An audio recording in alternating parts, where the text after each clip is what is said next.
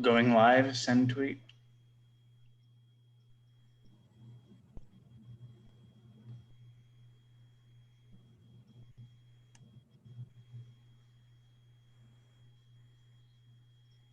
Yeah, it's live now. I think I got my swagger back. Oh, oh.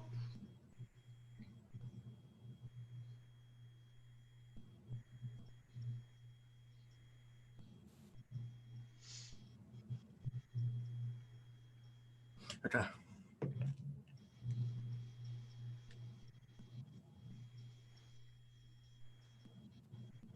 So the live chat's rolling, and there you go. 3, 2, 1. Welcome to the Around the 412 Fantasy Football Show, brought to you by the Pod Hub Network. I'm your host, Smitty. Joining me, as always, is my co-host, Donnie Druin. Donnie, what's going on?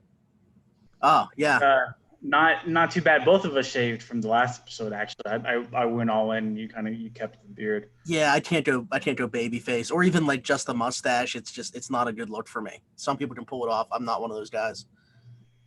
Yeah, So my beard never grows in properly. It's always kind of like patchy I underneath. mean, yeah, for whatever reason, it's like right here, it doesn't want to fill in. But that's No, why we need to sponsor like so one of those beard kit companies or something like that.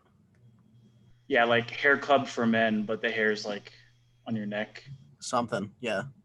But So no, come sponsor. it's like 110 out here in Arizona. It's blazing hot. I'm in the AC right now, so I'm doing pretty good, man. Good, good, good. All right. Well, this is episode 2 of season 2 of the Around the 412 Fantasy Football Show. If you missed last week's episode, you can go back and listen to it. Kind of just recapped what we saw from last year, the top 5 performers at positions. Talked about if we thought they would make it back into the top 5 this year, and then kind of went over the Steelers' fantasy value if there is any. So go back and listen to that if you missed it. Um, if you missed the regular show last week, I strongly advise you to go back and watch that. We had the pleasure of having Steelers defensive back Minka Fitzpatrick on the show. It's our most watched live stream so far. Surpassed 520 views, I believe, just before we started streaming this show. So that's awesome. It'd be awesome if everybody that watched that would have subscribed. But hey, it is what it is. If you're watching this right now, please be sure to subscribe, hit that notification bell. If you're listening back, be sure to subscribe and hit that notification bell. And real quick, I gotta tell you guys about the sponsor of this show, Teach Barbershop. Teach Barbershop is an old-fashioned barbershop, and it's located at 180 Brighton Avenue in Rochester, PA. He's open 11 to 7 Monday through Friday and 9 to 4 on Saturday. And every Tuesday, he does $5 off for military personnel, first responders, and nurses. Again, Teach Barbershop at 180 Brighton Avenue in Rochester, PA. Donnie has been begging me to just be able to read that without looking at my phone, which I just did. So No, you are I able feel to do it. I you do say have it it so memorized, I much. guess. You say it so much to the point where it's just like ingrained in your head. Like Yeah, I feel like I need to go to Keith's barbershop, and I don't even live on that side of the country. You know. no, yeah. Tyler, my co-host, one of my co-hosts on the regular show, actually just started going there. So yeah. But anyway, once again, Teeks Barbershop, 180 Brighton Avenue in Rochester, PA. Obviously, with everything that's going on right now, he's appointment only. So you can download an app called The Cut and make your appointment right on there. But other than that, so today I put out the notes on Twitter. If you saw it, if you follow us on there at around the 412, you would have seen what we're going to go over. So Donnie and I decided to do different types of strategies. A zero wide receiver strategy and a zero running back strategy, which means you don't draft either of those positions until at least round 5. We got some interesting results. I don't want to speak for Donnie, but I know that I would actually be very comfortable with the teams that I got from these. And we're also going to go over, because of the way that we talk, because of the way that we talk on here, I think that you guys can kind of tell that Donnie and I actually have very similar drafting strategies as a whole, with the way that we want to approach drafting a quarterback, as well as the fact that, like when, if at all, do you want to draft your kicker and defense? I know there's leagues that don't even have kicker positions anymore. That's kind of gone by the wayside in a lot of leagues. But anyway, we'll talk about that and more, so we can kind of just jump right into it. As I said, Donnie, I actually came out of this very pleasantly surprised with the teams I was able to get. I ran 3 different mocks, 2 10-team ones and an 8-team one. I had pick 6 actually in both of the 10-team ones, and I had pick number 4 in the 8-team one. So like I said, not addressing that position until at least round 5. And I decided to go with the 0 receiver strategy and let you do the 0 running back one, mainly because I felt like the results would be what they were, where I could live with them. So I looked at my 8-team one, and I go running back 3 straight picks. So my running backs in this league would be Alvin Kamara, Nick Chubb, Austin Eckler, my 2 running backs in flex. And I would be absolutely ecstatic with those running backs in an actual league. Obviously, these are just mocks, but this is definitely a team that I go down the roster and I'm like, okay, this team could definitely do well in an actual league, because I end up going – I didn't like what was there at the tight end position, at least right then. So I decided to go with Lamar Jackson as my QB, QB1 for fantasy purposes, then finally addressing the receiver position by going 3 straight receivers after this. I go Amari Cooper, Cooper Kupp, and DJ Chark, which, again, I feel like the fact that I didn't take a wide receiver for my first 4 picks to end up with those 3, I'm happy with. I think Amari Cooper's role in Dallas, you could see, a slight regression there in terms of targets and stuff, especially if they decide to hold on to Michael Gallup, which I like I've said before, I think that they should. With the addition of CeeDee Lamb as well, he could take some targets away. But I still think Amari Cooper, borderline wide receiver 1, and Cooper Kupp last year, he finished in the top 5. We talked about it just last week. Even though Jared Goff and that Los Angeles offense, they weren't that great, Cooper Kupp found a way to put points on the board consistently, except when he was playing the Pittsburgh Steelers. And then DJ Chark, obviously, emerging on the scene last year. Absolute stud. So then I decided this was where I wanted to take my tight end. I like the value here. I still end up getting Hunter Henry at tight end. If he stays healthy, I think that Hunter Henry's definitely inside that top 10 tight ends. And, we talked about it as well last week. Depending on who the Chargers quarterback is, regardless of who it is, if they go with Tyrod Taylor, if they go with Justin Herbert, it's probably going to be a lot of check downs, short routes. I really think that the guy that's going to struggle in this Chargers offense to keep his same role is a guy like Mike Williams, who's a field stretcher, at least early on. As Justin Herbert progresses, that's a guy that actually might be a solid connection there, the deep ball. But to start out, I really think that, Hunter Henry, Austin Eckler, and Keenan Allen, Keenan Allen's a stud. The short to intermediate routes are still going to be there. But really, these are the guys that are going to feast. And then, I round out my bench here with guys like Sony Michel, Stephon Diggs, who I got pretty late. Hayden Hurst is my second tight end, Phillip Lindsay, Tom Brady's my quarterback, and then my last 2 picks, I go Bears, D, and Zane Gonzalez. And that's going back to, the defense and kicker thing. I like to play those on a week-to-week basis. I'm not drafting them high. Whatever the best one I can get as my last 2 slots are, that's who I'm going to take to start week 1. And then from there, I'll play it by ear. Once their bye week comes, I'm definitely going to have to get rid of them. Even if I like a matchup a little bit better the following week, I might get rid of them. Who knows? But that's how I play my kicker and defense. And, I've had relatively good success in fantasy leagues, so it's treated me well. But yeah, like I said, I really think that this team could be a very solid team, and I'm not upset with the receivers I got, even though I didn't take one until round 5. No, and the fact that you can get a guy like Stephon Diggs late, just regardless of what any strategy you can do. If he and Josh Allen even somewhat click in Buffalo, I mean, he's the undisputed wide receiver 1 there. So it might be targets for in Buffalo for Stephon Diggs. I think when choosing between 0 running back or zero receiver, 0 receiver is definitely the way to go. At least in my experience, I've tried to go 0 running back before in actual drafts of leagues that I've been in. Hasn't worked out at all. I do not recommend it 0 out of 10. But I went into this with a clean slate, a clean thinking process. I wanted to give it another chance. Smitty, what did you do your mocks on, by the way? Yahoo. Okay. I did mine on Fantasy Pros, where it kind of it grades your team. It lets you compare your teams to the other teams. I did 2 mocks in a 10-man league. The first one I did from the 6th spot out of 10. Ended up getting a D plus on Fantasy Pros. I don't think I've ever seen that grade on any mock draft, real draft I've ever done. So that was quite a surprise to me. So I had the awesome honors of doing the zero running back strategy. So I took 3 receivers right away. I took Julio in the first round, swung back around, and took DeAndre Hopkins in the second round. Wow. I nabbed Juju in the third round. I got Mark Andrews in the fourth. I adjusted my tight end position, and then I got Russell Wilson in the fifth to kind of round out my top 5 picks. The running back stable for me whenever I picked, all of my receivers and got my quarterback and tight end out of the way. James Conner, David Johnson, David Montgomery, and Le'Veon Bell. We were talking before the show, and I'm not too disappointed with that team. With that like crop of players. I think James Conner, when healthy, can be a fantastic fantasy running back. I carry that same sentiment when it comes to a guy like David Johnson. Dave Montgomery, we've been pounding the table for to break out. I mean, we were on the hype train last year and it didn't work out, so maybe this year's a bit different.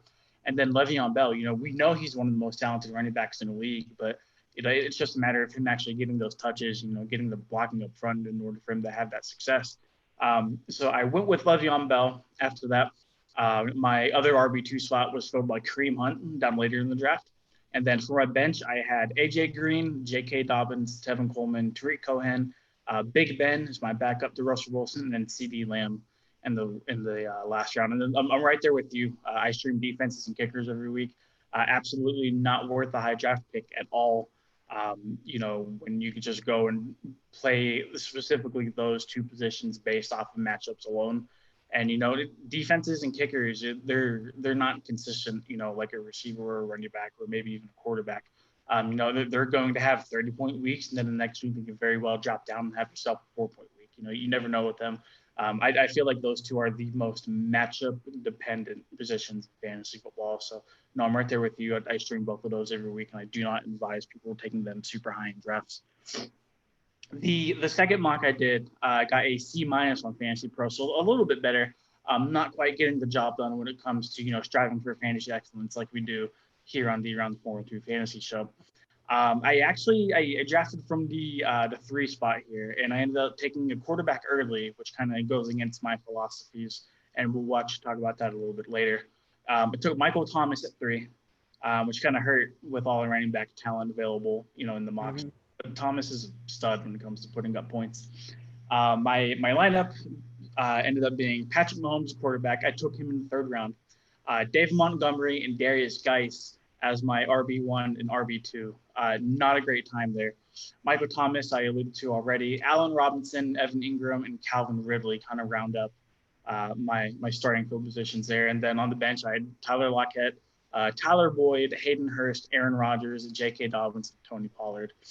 Your pass catchers are studs, though. Oh, absolutely. Yeah. And, maybe in PPRs, it might be just a tad more enticing to go this route just because, you guys, you have players like Michael Thomas and Allen Robinson and, it's just pass catchers obviously are awarded more points, for the point per reception league. But damn, man, the 0 RB was not fun.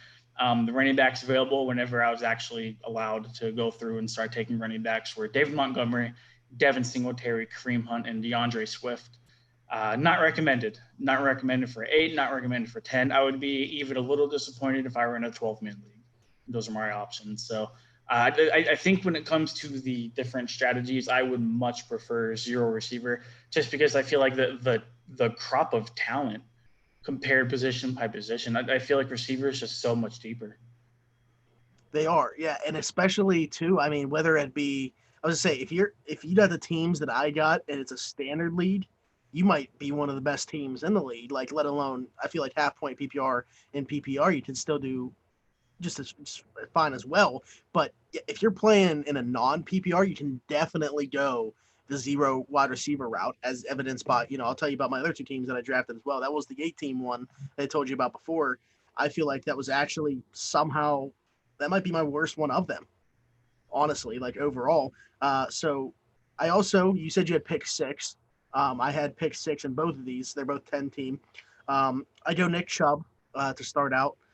There were some other receivers on the board that were actually in front of him, but obviously I wasn't drafting one there. And then, like I said before we started this, my initial thought when I chose 0 wide receiver was I got to go tight end within my first 3 picks. And it comes back down to me, and Travis Kelce's on the board. So I go with Travis Kelce, who essentially is a wide receiver, the points that he puts up. Then I go with his teammate, Clyde Edwards-Helaire here. And kind of an interesting pick. I'm curious to see how he fits in that offense, at least right away. We know Patrick Mahomes is pounding the table to get him in Kansas City at pick 32. But, I'm like, what's wrong with Damian Williams there? I mean, I think that he's a fine back. That's why I'm curious to see what CEH does there. But, with where he was on the board, too enticing to pass up. And then it comes back to me again. And once again, I go running back. That's who's going to play in my flex, going in the 0 receiver. Chris Carson, who I think is one of the more underrated backs in the league. It seems like Seattle is like always on the market to add another running back. They made that offer to Devontae Freeman, which he decided to pass up, ended up losing himself his own agent for passing that deal up. But Chris Carson's a guy that doesn't really get talked about as like a top 10 running back, but if you look at the numbers, he always seems to be right in there. And then it's finally time to start drafting some receivers. So I go receivers in back-to-back picks. I go Devontae Parker, who was labeled a bust up until last season, kind of broke out. Curious to see what he does this season. We're not sure if Ryan Fitzpatrick will be his quarterback for the whole year. If we see a switch to Tua Tagovailoa at some point, what's going to happen there? And then one of my favorite receivers in the NFL, Courtland Sutton, coming back down, who I absolutely love, a guy that burst on the scene last year. Looks like he has the traits of a legit number 1, and they added way more weapons to that offense this offseason in Denver. So, I mean, he's going to be open. You want to double him. I don't know if you're going to be able to with the other weapons that they have there now, but if you want to double him, go ahead. These other guys are going to feast. If he gets one-on-one matchups, we saw what he did to Denzel Ward. You're going to see a lot more of that. And then I decided to go quarterback here. The quarterback options were starting to dwindle, and there was a guy that I really liked here because although he's not, one of those top 3 or 4 guys, the production always seems to be just maybe a tier under and Matt Ryan. And like we talked about in the last episode, I like Calvin Ridley to take a little bit of a jump this year. Obviously, Julio Jones is there. I think Hayden Hurst is more than capable of filling that Austin Hooper role. So I like that offense to not really skip a beat. Maybe they're even a little bit better this year. And I like Matt Ryan as a number 1 option. Then I start to obviously fill out my bench spots. Julian Edelman, who is getting up there in age, but he's actually got a quarterback, which we didn't know if that was going to happen, at the start of this offseason when Tom Brady left. But Cam Newton's there. I like Julian Edelman to, not necessarily replicate the same success that he's had, but, continue to be his consistent self in the slot. Matt Breida is an interesting guy. The trade to Miami. Curious to see what his role is there. They have Jordan Howard there as well, who, I think that they'll complement each other nicely. But if, in my opinion, if it's a half-point PPR or a full-point PPR, Breida is going to be the back to own in Miami. Continuing on, Will Fuller, who we talked about on episode number 1 as well, kind of being like, if the Texans really have an alpha, I think if he's healthy, you're probably going Will Fuller by default. Hopefully he can stay healthy because when he's on the field, he's a stud. He's that deep threat option. It just extends the field. Deshaun Watson obviously would love to have a guy like that losing DeAndre Hopkins. So Will Fuller stays on the field. I think he's the alpha in that Texans wide receiver room. My backup tight end, I had to do it. I went Gronk. Interested to see what he does in Tampa. They didn't trade one of their 3 tight ends, so they're keeping all 3. Backup quarterback, Aaron Rodgers, still on the board this late. Decided to pull the trigger on it. Between him and who knows? Maybe he ends up being my number 1 over Matt Ryan. A motivated Aaron Rodgers. He has Devontae Adams. Yeah. And then beyond that, my last position that I picked, we talked about the Dalvin Cook situation last week. I went Alexander Mattison, just in the event that Dalvin Cook does decide to hold out for any period of time. I got Alexander Mattison, who at times last year looked like he could be the number 1 running back there. And then finally, the Saints defense and Chris Boswell is my kicker. So I still think, once again, waiting till the end to go defense and kicker. still turned out well. Chris Boswell rebounded from a terrible 2018 and 2019. And the Saints defense is probably one of the more underrated ones, at least from a fantasy perspective as well. They got it at all three levels. They got playmakers. So I like my team there. But again, I did another, you already said both of yours, correct? Yeah. So, and then this one, once again, kind of the same strategy where I was like, I want to get a tight end early. So Alvin Kamara and then George Kittle coming back down, which, Kittle or Kelsey, that's like the big debate. Yeah. Then I go James Conner and Leonard Fournette, the following two. I can finally start going receivers here. So I go Cooper Kupp and Keenan Allen as my top two. I kind of already talked about Keenan Allen. I'm a little bit skeptical of the fantasy numbers he'll put up. He's one of my favorite receivers in the league. I think he's one of the top route runners. But from a fantasy perspective, with Tyrod Taylor, with Justin Herbert, not sure what he'll be able to produce. But I still think he's going to be like a fringe wide receiver too.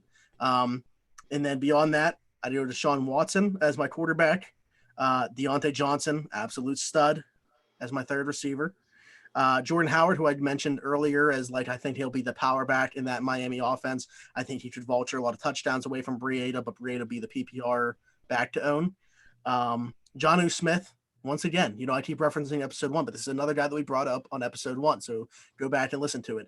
A tight end that if you're picking guys at that position to break out this year would probably be right at the top of that list. Delaney Walker's gone. It's Jonnu Smith's tight end room. I really think that this guy is at the top of the tight ends to break out in 2020. Emmanuel Sanders, and then Jared Goff is my backup quarterback, Buffalo's defense, and Robbie Gould. So again, I feel like these teams are very serviceable. I feel like you can go the zero wide receiver route and still end up with a very good team, regardless of what format you play in. So let me ask you this. We've been hyping up the zero receiver strategy, and rightfully so. I mean, as you just put on display, it's been phenomenal for you in terms of the outlook. Is there anything you didn't like going through the draft process about it, or is there any just well, in the draft that I mentioned second, I feel like I would have, if the board looked the way it did in real life as it did on this, I'm probably not going James Conner as my third pick. Leonard Fournette still ended up being there as my fourth one, so I'm comfortable. If something does happen, James Conner health-wise, we know it's always a question mark, with putting Fournette as my RB2 behind Kamara. But I probably would like to go receiver there. My typical strategy is my first four picks, they're going to be two wide receivers and two running backs. Same here. But, I don't want to stick to having to be, obviously, running back or something like that. If there's a better receiver on the board, like there was in this case, I'm not taking James Conner just to have a second running back already. I would have been more than comfortable picking a receiver there, and there were some really good ones there, as evidenced by the fact that, 2 rounds later, I was able to get Cooper Kupp. So I don't remember who exactly was on the board, but I remember thinking, I got to take a running back here, so I'm going to do James Conner. But, it might have been a Chris Godwin, because I think that he was listed as number 23 on Yahoo. So he was right around that range. But yeah, there were still some stud receivers there when I picked James Conner. But yeah, I mean, this would definitely, as evidenced by this, zero receivers, definitely the route to go over zero running back. But my typical draft strategy would just be to go with a mix of 2 and 2 at some point through the first 4 rounds. No, I'm right there with you. And I feel like, at least whenever I went zero running back, I kind of felt helpless whenever it was my turn to take running backs, because if you carry the strategy out in the draft, and like I mentioned before, the top of each position, separated by the kind of the middle of the pack, is much smaller when it comes to receivers as it is running backs. If you're able to get a guy like Saquon Barkley or Christian McCaffrey, within the first couple of picks of the draft, that's going to pay much more dividends than the guy like probably David Johnson or James Conner there in the 5th round. Receivers can still put up somewhat great numbers around that 4th or 5th round. You mentioned that Chris Godwin had a 23 ADP. Mm-hmm. Yeah. So if you can get a guy like that, just a little bit lower than the first round, that production might match or just be non-significant to kind of see the disparity between the rounds. If you do carry this draft strategy out, there's no going back. I sat there and I looked at my team without any running backs going into round 5, And I'm like, I could press that reset button right now and I can do this over. But if you actually do it in the draft, there's no one going back. And sure, you can always wheel and deal, some of your receivers for better running backs. And I guess that might be part of the strategy when going zero running back. But why do that when you can just draft a talent right there in the first place? Well, that's like, would you rather have, just to use the examples of some names that we've thrown around on this draft, would you rather have Saquon Barkley and Chris Godwin or Michael Thomas and James Conner? And I think that the answer there is relatively simple. Yeah. No, so without a doubt. Yeah. And that's like you said, we were doing these as mocks, but if it plays out in real life, you're going to have a hard time. We mentioned it last year. You're not going to win or lose your league on draft day, but going with a strategy like that, you're really setting yourself up to have to be the guy, monitoring, waiting for that first injury to a starting running back to get in on the waiver wire and grab that guy, because, you have to find a way to manage better throughout the season because of the disposition you put yourself in on draft day. Right. Yeah. You're not holding up a trophy at the end of the day after your draft, but you could damn well dig yourself into a hole that you might not be able to get out of. And like you said, at that point, you're just banging on the waiver wire to, have product rise to you and, have that production kind of be on your team at zero cost virtually. But I feel like if you're at that point, you're hoping on one hand and praying on the other. And, I'm not going to say it on the podcast, but I feel like people know the saying, hope in one hand and shit in the other, see what feels. Yeah, I'm trying to think of like a situation last year. Was there like a big name running back to go down last year? James Conner. Right, but there wasn't like fantasy value after that from that position. I'm trying to think of like a waiver wire addition at the running back position that like emerged. Kind of so, but like the year prior, when people were drafting Le'Veon because of not knowing the situation, James Conner ends up being the starter. And look at the year he had in 2018. Yep. I mean, that's you need to like luck into one of those if you're going to go with a zero RB strategy to start. Is you got to find your 2018 James Conner in 2020, and I don't know where that's coming. Maybe in Minnesota with if Dalvin Cook ends up not getting paid and sticking to his sitting out. Although that's a different situation because I'm pretty sure that what he'd be fined actually outweighs his game check. So it's like he can't do anything about it. He's not really in the position to do it. Le'Veon was able to kind of skip that whole season out because of some weird loophole in the contract / like tag that he was placed on. Dalvin Cook was just like, hey, I'm not going to show up to anything. And then the Vikings were like, okay, see you week 1. They knew the outcome of it. And running backs to begin with aren't even put in the very winnable situation from a getting money standpoint. I mean, the Vikings would just say, all right, well, we got Alexander Madison here. So do whatever you want, Dalvin. We'll just fine you and you can do whatever you want. Basically, I mean, running backs seem to be replaceable in real life football, but when it comes to fantasy football, I would much rather, try to adjust running back position early as opposed to attempting to trying to catch lightning in a bottle in the last rounds of the draft or even scouring through the waiver wire on a week-to-week basis.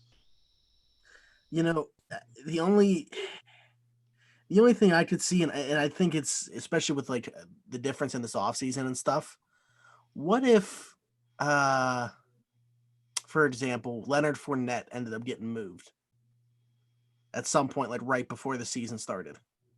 The Jaguars, like who's the back to own for the Jaguars if that happens? I mean, Chris Thompson's there, but I don't even know. There might be some situations like that where Leonard goes, there might not even be a back to own regardless, of the opportunity. Because the Jaguars figured to be one of the worst teams in the league this year. They're not going to be running the football a whole lot if they're behind in games trying to play catch up. Yeah, one of the people in here, Nico, brought up, Kareem Hunt in 2017 off waivers. Like, who saw that coming? Nobody. I remember I actually drafted him for somebody else in my league because they weren't at the draft, so I was picking for him. It was like his 4th running back or something like that. Oh man. Sorry, somebody actually drafted Spencer Ware in the 2017 draft, and we were like, no, like he's hurt, don't draft him. If you're gonna draft anybody, draft Kareem Hunt. And then sure as shit, that guy ends up making the playoffs and almost wins the championship in our league. So Yeah, the person I drafted him for did win. So you're welcome.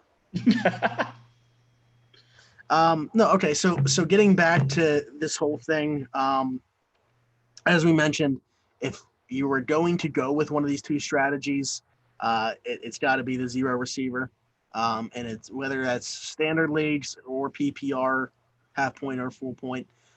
It's proven right here to be the more successful strategy. You're going to have a more well-rounded team. Donnie has some great teams at the wide receiver and tight end position, but if you're getting absolutely nothing from your running back position, I mean, I feel like my teams were deep, all around. So yeah. I feel like those teams could be successful. And, the other part that we wanted to talk about was, when's the right time to draft a quarterback? I took a quarterback in one of these leagues a lot sooner than I normally would. I normally like to go, round 6 or 7. As I mentioned, I'm going 2 wide receivers and 2 running backs for sure. I love leagues that we play a flex. So if there's a flex, I'm also taking that before. So either a third running back or a third receiver. And depending on what the tight end board looks like too, I might take one there as well. So quarterback at the earliest, I'm looking to take him round 6. I don't know where you stand on that as well. I don't really have like a round, kind of placed in my head for me to say, oh, okay, let's take like a quarterback here. I'm right in the same boat as you. I am much rather going to address the running back and receiver position if needed. Tight end, it's kind of on like a case by case basis. If I like the talent at the round I'm getting it at, I'll be more than happy to pull the trigger on it. Quarterbacks for me have always been kind of a no touch policy for me, at least in the early rounds. It just seems to never work out, man. Last year we had somebody take Aaron Rodgers in the 3rd round of our fantasy league, and look how that panned out for him. He missed out on a lot of talent just because he wanted to address the quarterback position early. I took it upon myself to go through and kind of look at some ADP, some average draft positions for each quarterback. So I went Mahomes, Lamar, which are kind of the consensus quarterback 1, quarterback 2 as a group. I took Dak Prescott, which is kind of like the quarterback 3, but he's still going in that like mid-round range that you had suggested, probably around like round 5 and round 6 is where you'll see him go a lot. And then quarterbacks like Drew Brees and Matt Stafford. So Brees is quarterback 10, Stafford's quarterback 13. So kind of like the later guys in the draft. So Mahomes and Lamar had ADPs of 20 and 22. So you're seeing them get drafted right around that like end of the 2nd, like early 3rd tier right there. Takes a dip with Dak Prescott, goes all the way to 58. So that's about that mid-round range you're going to see in fantasy drafts. And then Drew Brees is a ADP of 84, and then Matt Stafford is a ADP of 108. So you can get Stafford at damn near the end of your draft if he even gets drafted, depending on how many people are in your league. So now let's look at the average points per game last season, with these ADPs in mind. Lamar, ADP of 22, averaged 34.4 points per game. One of the best seasons we have ever seen by far. I think you and I can both agree that number is probably going to go down a little bit, just a little bit. I don't expect him to regress at all. I don't think he's going to be a terrible player.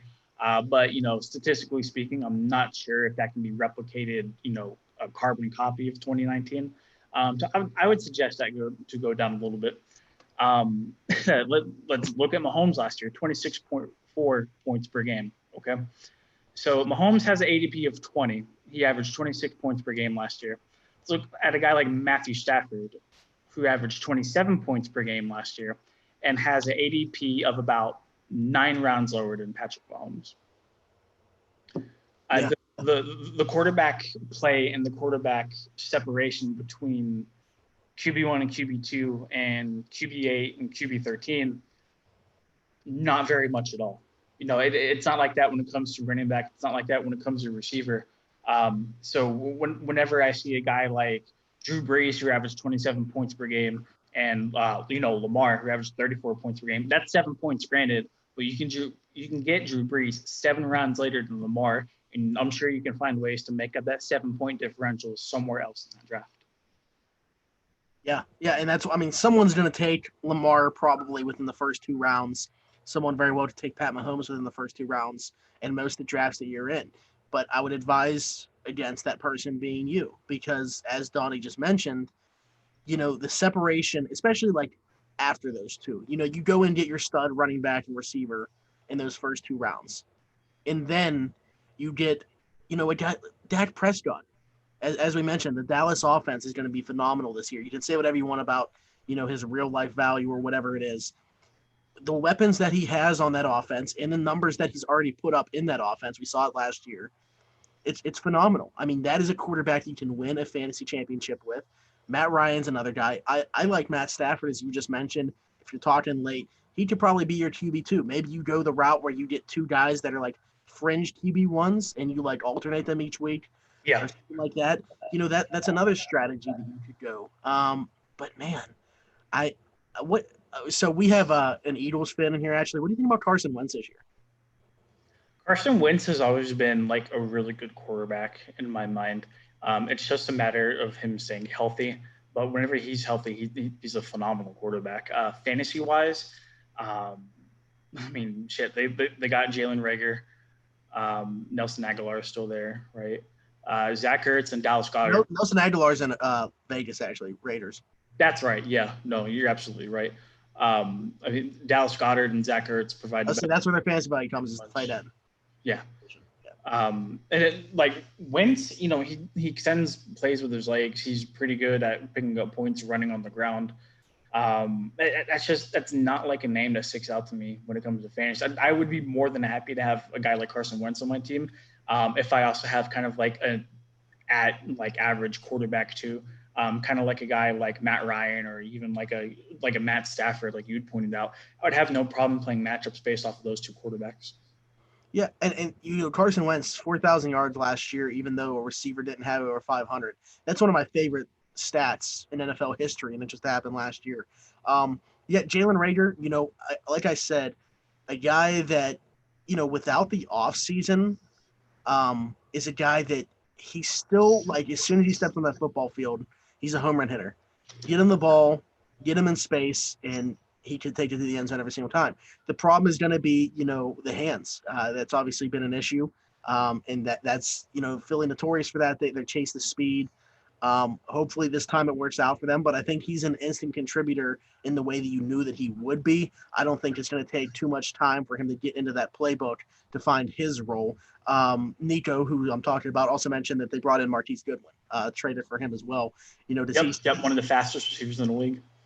Does he have an expanded role, from what he had in San Francisco, kind of forgotten man there in that receiving core? I think that's a sneaky little pickup, at least from a real life standpoint. Not sure how it affects, Marquise Goodwin really wouldn't be on my fantasy radar, but maybe it helps boost Carson Wentz's fantasy value. But like I said, it's really the tight ends there that are going to do it for you. I think that between Ertz and Goddard, they make Carson Wentz a viable quarterback 1 for most fantasy teams.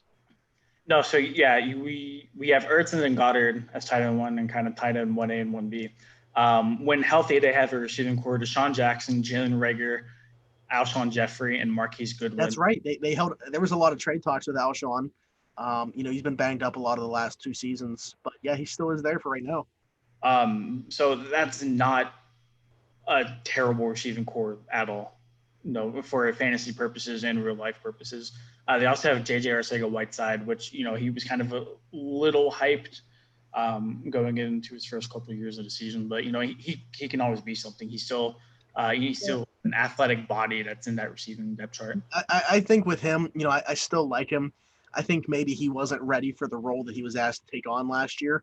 And you would like to have seen him be, step up given that opportunity.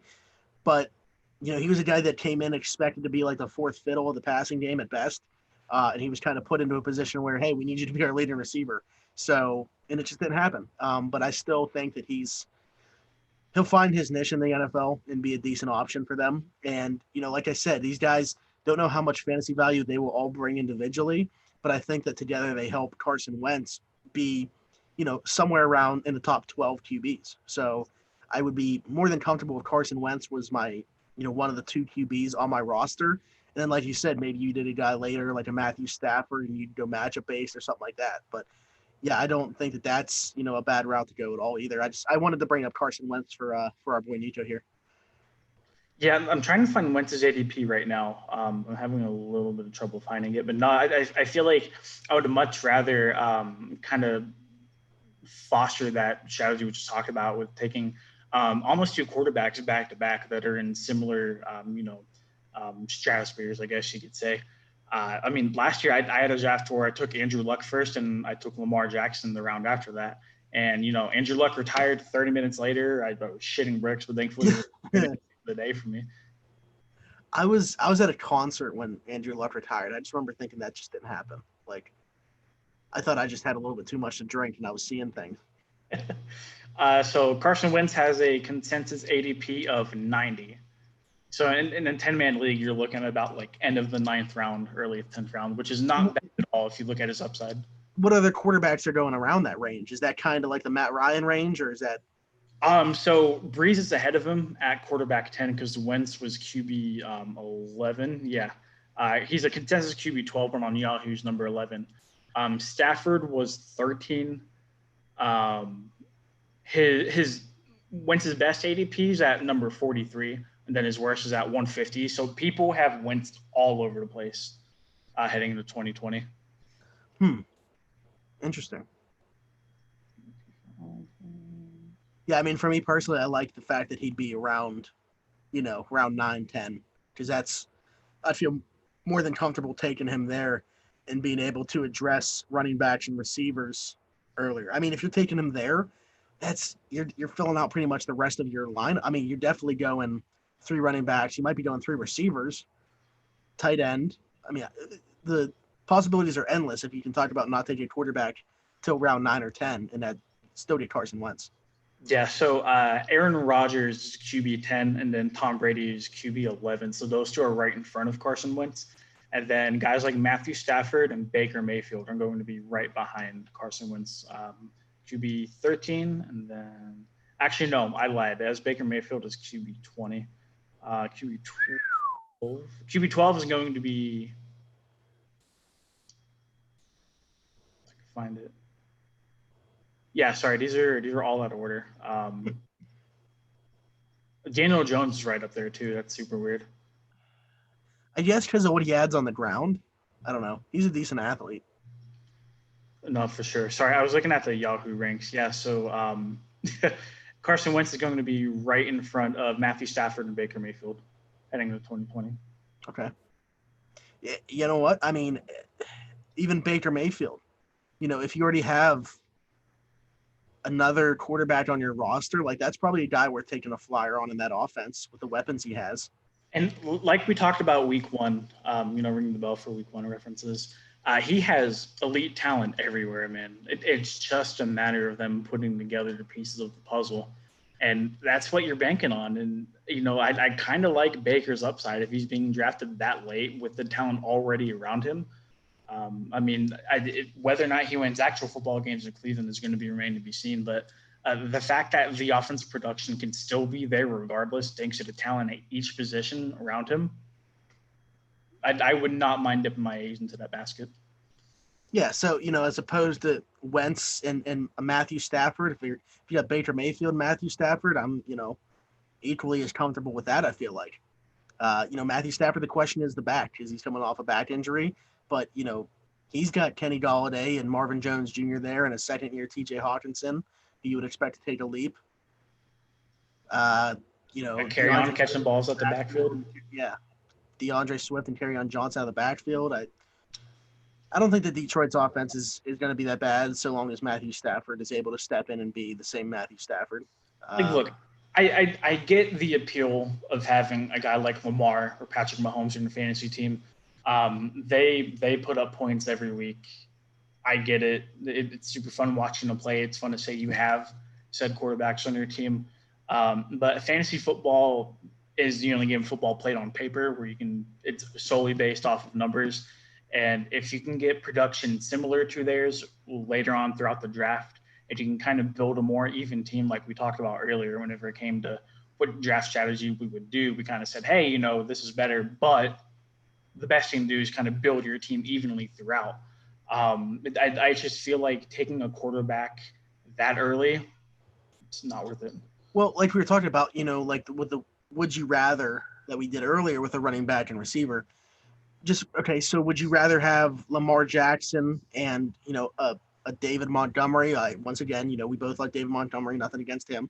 Or would you rather be able to have, I don't want to say Saquon Barkley because I don't think anybody's taking Lamar Jackson that high, but maybe like a Joe Mixon, but then your quarterback be somebody like a Carson Wentz or somebody like that. Like I will take the better running back because I feel like the point differential will be greater there than a quarterback where you're talking about, maybe 5 points per week difference. Something I totally forgot that just got reminded of. We've actually been talking about Lamar Jackson as a quarterback when actually he's a running back.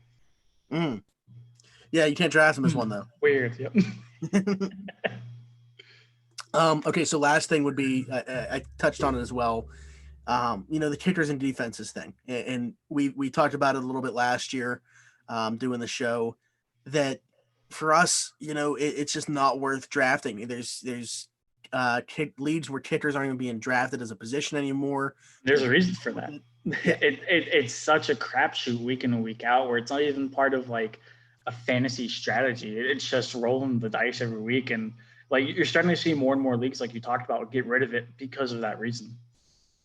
Yeah, Stubbs mentioned Joe Mixon sucked last year, and I had Joe Mixon last year as well. But, they didn't have anything at the quarterback position, and they're missing A.J. Green as well. Like, if the Bengals come into this year, they got Joe Burrow. If the offense is healthy, they got a decent bit of weapons where you feel like teams aren't going to be able to load the box against them like they were against them last year. And, I like Joe Mixon as, a top 8 to 10 running back. That's the only reason I was using his name. First one that came to mind that was like in that range for me. But anyways, getting back to the defense and kickers thing, I've found that it's best to go with the stream per weekly kicker and defense. Just go solely based on the matchup. Whatever's the best available matchup that's on the waiver wire is what I'm looking to go with. And I mean, it's treated me well. There's times where I got, 20 plus points from a defense that was available in free agency. And there's times where, with kickers, the reason that they're, not even part of leagues, how many kickers are even like separating themselves? Like to get back to the quarterback thing, pretty much every kicker is giving you a consistent number of points each week. And there's not guys that, no one's getting 25 plus points weekly or anything like that. All those guys are going to be somewhere between like 8 to 12, and that's every single kicker every single week. Well, 12 is a pretty darn good week for a kicker, depending on like what league you're in. I feel like kickers, if we're talking about strictly kickers versus defenses, kickers might be just a tad more important, just because if you have a guy like Justin Tucker, for example, who's on an offense like Baltimore's, who's as you get on the other side of the field, he's in range, and like he can hit it consistently from 55 plus any given kick. I feel like that's going to be a little bit more valuable than like streaming a kicker per se, but I feel like if you're banking on a guy like Justin Tucker to save the day for a fantasy team, there's other issues you got to look at. Yeah, Stubbs mentioned a kicker on a bad team is always a good idea. I think it's tough because you're looking at but that offense has to be able to get in field goal range at least. So yeah, you want teams that struggle in the red zone. I mean, I would look at Steelers. Yeah, I would look at offenses that there's a good bit of talent, but their red zone percentage isn't that high because that means they're getting on the other side of the field. They're getting in field goal range, but they're not finishing them off with touchdowns. So guess what's happening? They're kicking field goals. Yep. So those would be the offenses I'd be looking at. You mentioned the Steelers. I mean, yeah, that's why like Chris Boswell, solid fantasy option at kicker. And he's never drafted in the top 10. So that could be a guy that we're talking about as far as just sitting there waiting to be picked up every single week. Well, I'm really excited to get to our kicker and defense rankings whenever we go through our rankings. Kickers, Justin Tucker, and who the hell cares? Defense, Pittsburgh. Send tweet. No, but I think, do you have anything else? Any other interesting strategy tidbits that you've come across, or?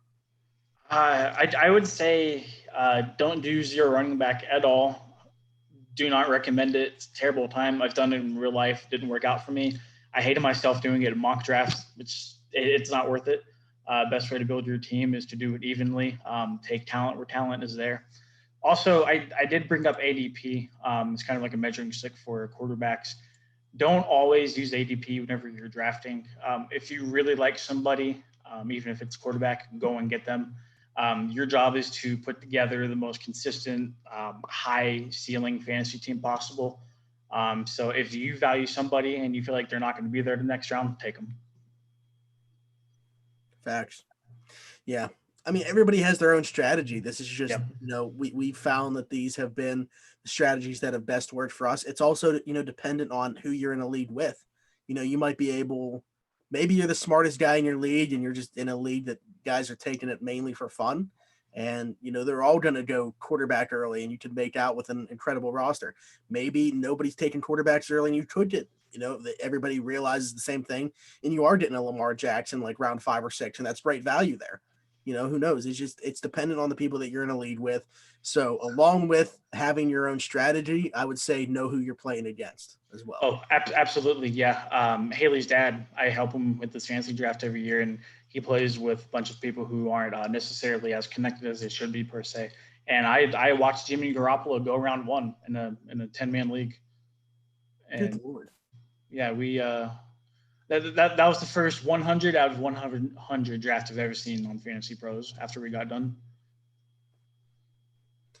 Man. Yeah. Well, that's a first later. I've never heard. What's that?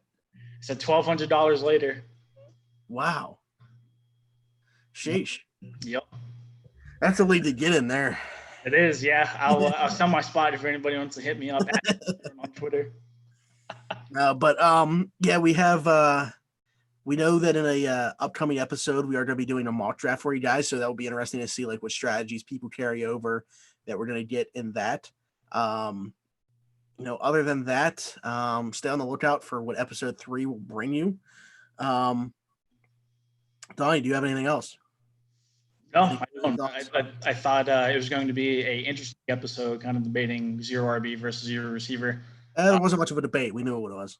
Yeah, no, definitely. Yeah, they are who we thought they were. But okay. Other than that, once again, Keats Barbershop is the sponsor of this show. They're an old-fashioned barbershop located at 180 Brighton Avenue in Rochester, PA. He's open 11 to 7 Monday through Friday and 9 to 4 on Saturday. Every Tuesday, he does $5 off for military personnel, first responders, and nurses. Again, Keats Barbershop, 180 Brighton Avenue, Rochester, PA.